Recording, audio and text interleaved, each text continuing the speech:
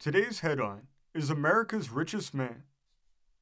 It says, John D. Rockefeller, the richest man in America, and prospectively the richest man in all the world, may have been born with a silver spoon in his mouth, but his early life showed no evidence of the fact.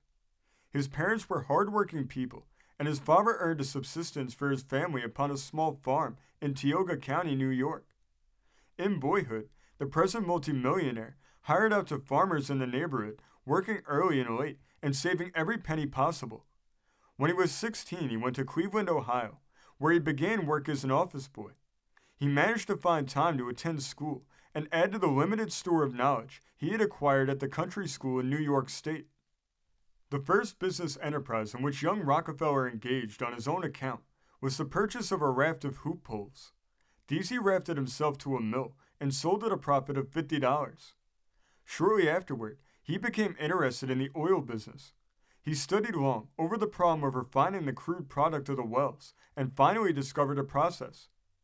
During his second year in Cleveland, he earned $25 a month, and as he saved half that amount, he soon began to look upon himself as a capitalist.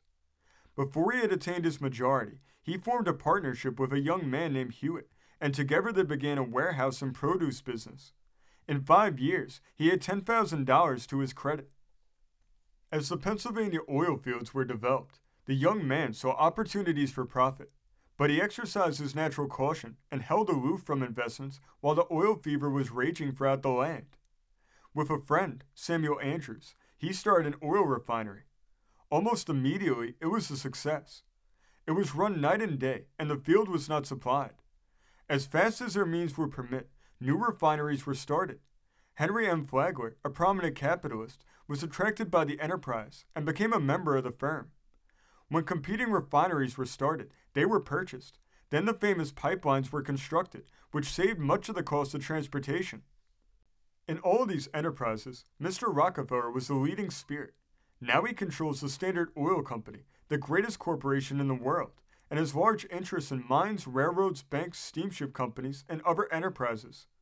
He is a residence in Cleveland, said to be the finest on the continent. He also has a home in New York and a country seat in the Highlands, the latter covering a vast area of forest and park. With all his wealth, Mr. Rockefeller is a man of very simple habits. He rises early in the morning at his home, and after a light breakfast, attends to some of his personal affairs there. He's always early on hand at the great Standard Oil building on Lower Broadway, New York, and during the day, he transacts business connected with the management of that vast corporation. At noon, he takes a very simple lunch at his club or at some downtown restaurant. The lunch usually consists of a bowl of bread and milk. He remains at his office until late in the afternoon, and before dinner, he takes some exercise. In winter, he skates when possible, and in other seasons of the year, he nearly always drives in the park or on the avenues. Mr. Rockefeller has great faith in fresh air as a tonic. The evenings are nearly always spent at home. This story came from the great state of Indiana, being reported in the Fort Wayne Sentinel of June 9th, 1900.